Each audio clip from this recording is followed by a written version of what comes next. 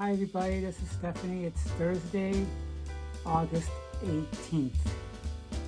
What a day it has been today. The past 3 days, I feel like I've been on this emotional up and down roller coaster that you didn't know where and when it was going to stop. That's how my roller coaster of emotions was, okay? And yes, you guessed it right. It all got to do with doing all the necessary legwork and those things that you need to put together so you can give it to your mortgage lender to help you secure a loan so you can buy a home. Okay, so everything was going fantastic. I even received my pre-approved letter or the okay to move forward with looking for a home and then making an offer. Everything was going great, okay?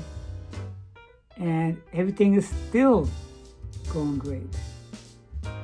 I want to tell you guys what happened today with my great plan to relocate back to Massachusetts. Before I continue, I want to say thank you to all of my subscribers and to all those new viewers who are watching my channel for the first time. If you guys find something that resonates with you, or if you find a video that you like, then please consider unsubscribing to my channel. But if you do, don't forget to hit that top bell so you get all of my notifications when I download them. We'll be right back with some more.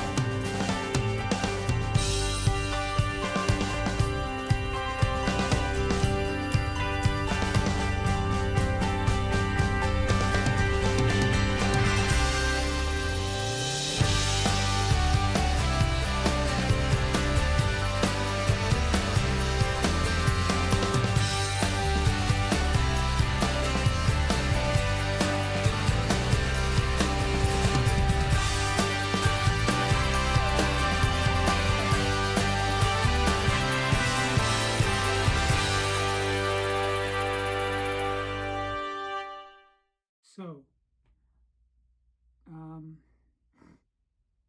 I was talking about my plan on financing a single family home up north so I can transfer with my jobs.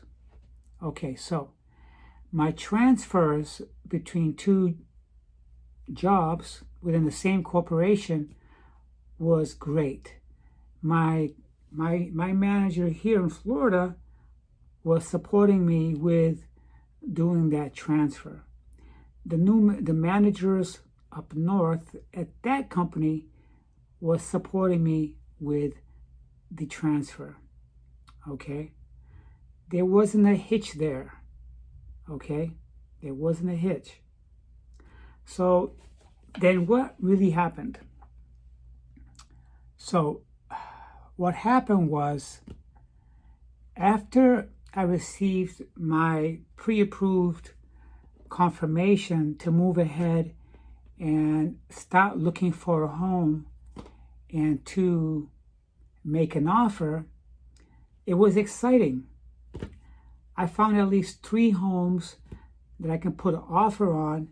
In case one failed, I would have some homes as backup that I also liked that could work in case I didn't get one because maybe someone else put a higher offer, or maybe I just changed my mind, yada yada, you know the deal. So anyways, since I found the 3 homes I liked, I would go back and check on the status of those homes all the time.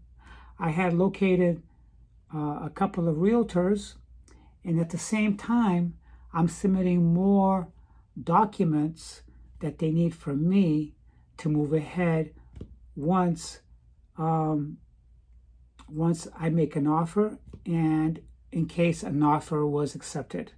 Okay? Those was going good. I was excited. I was happy. I was sharing the news with people I work with, and they were all happy for me and give me high five and everything. I was happy. And I'm still happy, and I'll tell you why I'm still happy. So as I was making the offers to my realtors, they would go and then they would go and submit the offers to the seller's agency. When my realtor started doing this, he found out that 2 of the houses that I really liked had already accepted offers already. Not only that they accepted offers, but they went well beyond what the sellers was asking. Okay? You see, what happened was I was caught up in the bidding war and I didn't know it, because the market is crazy. The market is hot. Okay? We're experiencing a real estate bubble right now. Okay? It's a great time to sell, but not a great time to buy. Okay? Interest rates are going up. Okay? One of my realtors says that it's reported that the real estate market is supposed to continue to go up. That's also going to drive interest rates. Okay? So what happened with me? One of the houses was listed for $185,000. These were small homes, perfect for somebody who's retiring, or for a single person, or for someone who wants to downsize. It's perfect. They were just under 1,000 square foot. One had 3 bedrooms, a full bath, kitchen, dining room, and a full basement, and a driveway, and a very, very generous yard. Okay. The other one had an attached garage with a breezeway, 2 bedrooms, a living room, a dining room, and an awesome yard. Okay. A huge deck, huge attached deck behind the house, and it was in a dead-end street. I fell in love with this house, and I kept imagining myself doing the upgrades that I wanted to do, like put like fence in my yard, okay, or painting some things, okay, or even having my family over since it's only 2 hours drive. Okay, all that came down crashing when my realtor said, "Steph, guess what? The second home that you like as well, that's gotten an offer well beyond the listing price.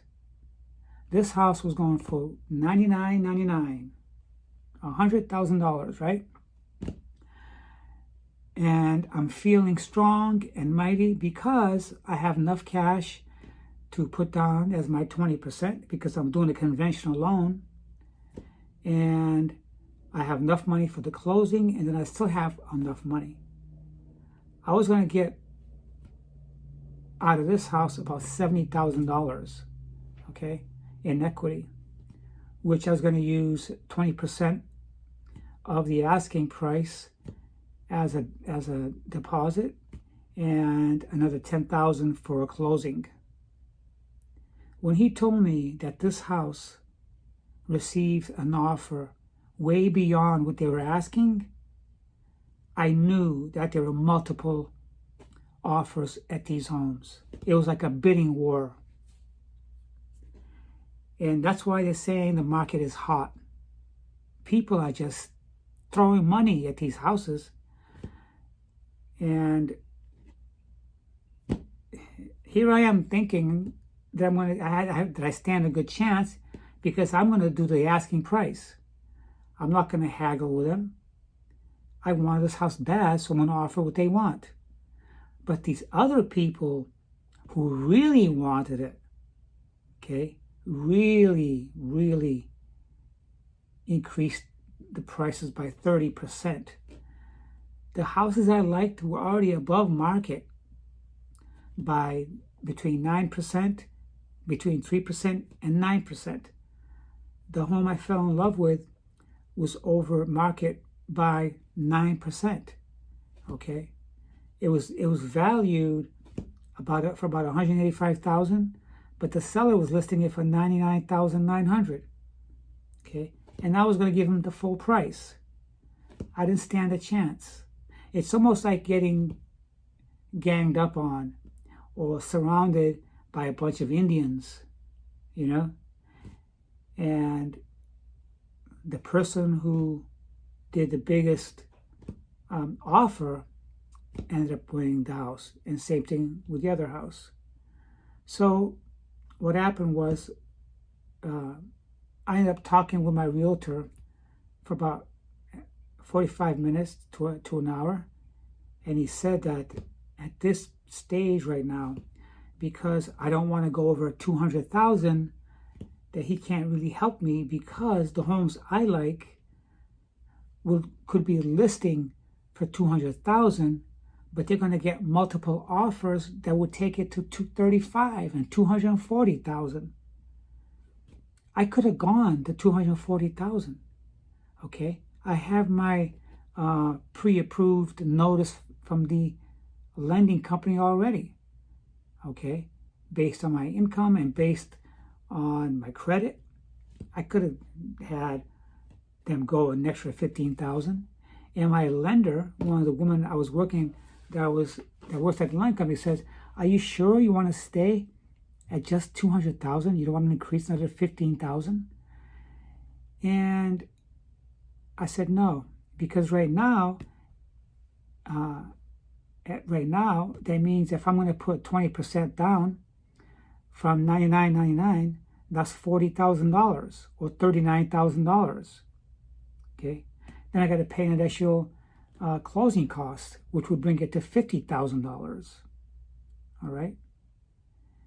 And I said, no, I don't want to, because right now, as it stands, my mortgage is around $13,050. I mean, $1,350 a month. I'm sorry. My mortgage at that for financing $160,000, because I'm putting $40,000 down as a 20%. My mortgage would be $1,350. That's very manageable for me. I don't have to go out and get a part-time job to make ends meet or to pay extra on my mortgage. I would have been fine with just my full-time and my mortgage. I got no car payment. I have no bills. That was perfect. But I said no. It wouldn't have helped anyway if I increased my lending all the way to $215,000. The people that eventually got the house, they did 235, 240. Okay, those houses were not worth that much. One house was 850 square feet. The other house was 950, almost 1,000 square feet. And they were just one bathroom. One had a garage, the other one didn't. I don't want to pay big bucks for such a small house that don't have all the amenities I want. But I liked them.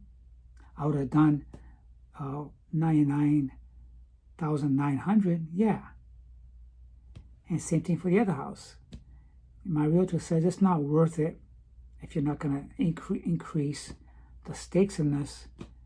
And you can get another house below 200, but they're going to be like homes that need a lot of work. You know, you can go out and buy a home that's 150,000, and you're going to get people that's going to up the ante there, but at least you have the money to beat them out if you had to. So I said, no, I don't want a house that requires a lot of work. I don't want a house that requires a lot of work, okay? Tearing up and rebuilding and painting and replacing. That's not what I want. These homes were move-in ready. Big yards, long driveways, okay? And one had a really nice garage, attached garage, okay? So I was very disappointed. I was very, very, very disappointed, you know? And I had told my brother not to mention nothing to nobody because we don't know what's going to happen.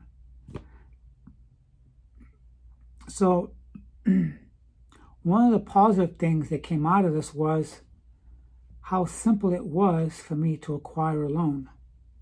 Okay, it was very, very simple. And I keep records of all my taxes, all my bank statements, all my stubs.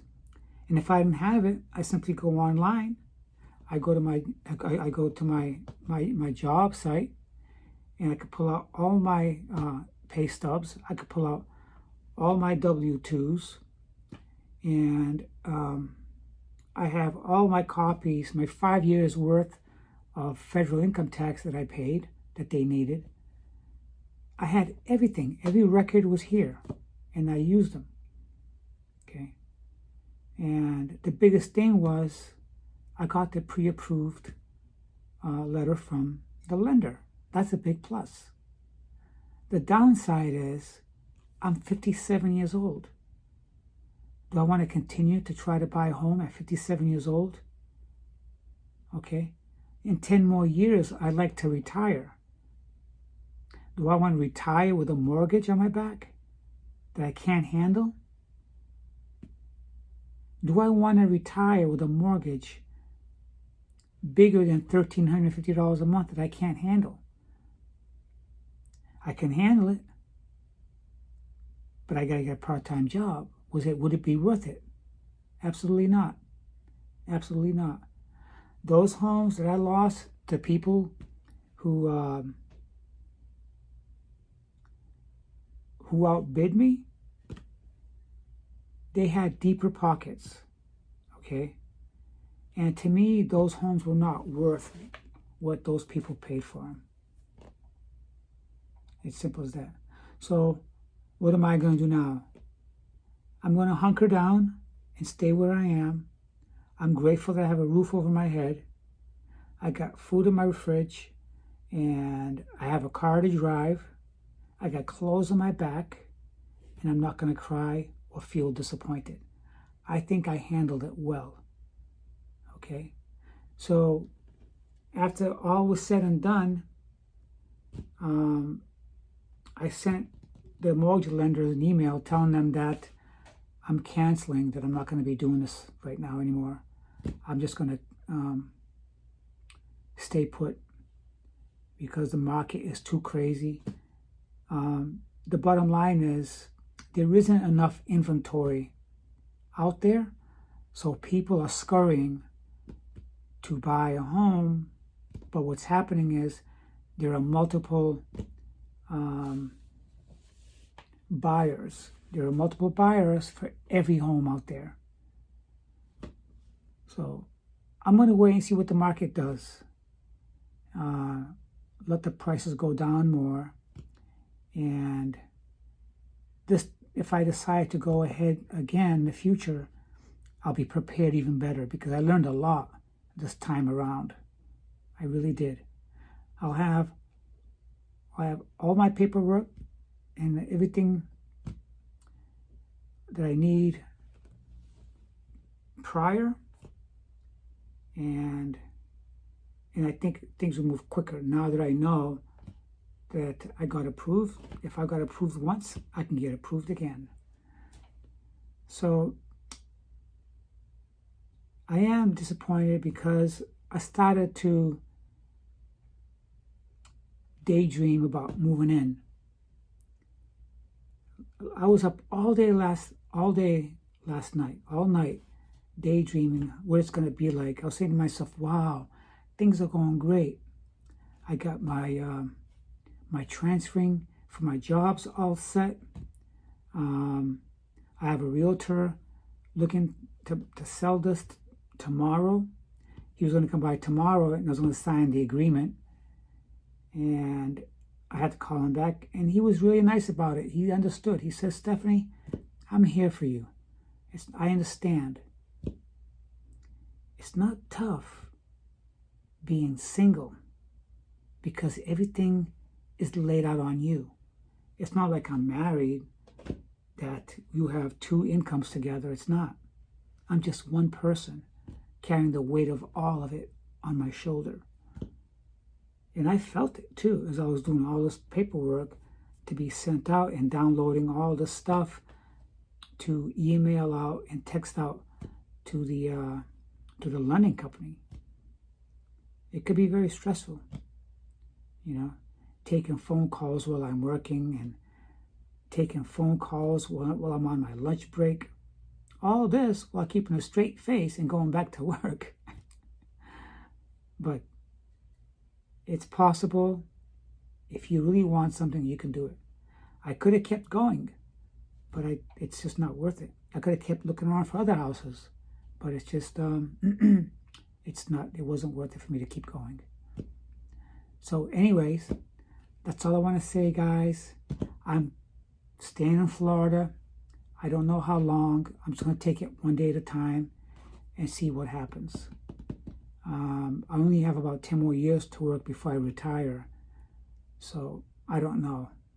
I'm going to be 58 next year. Do I want a mortgage or finance a home at that age? Get a 30-year conventional loan? I don't know if I can. I don't know if I want to. So that's it. That's it, guys. I'll be talking to you guys tomorrow. Have a great night.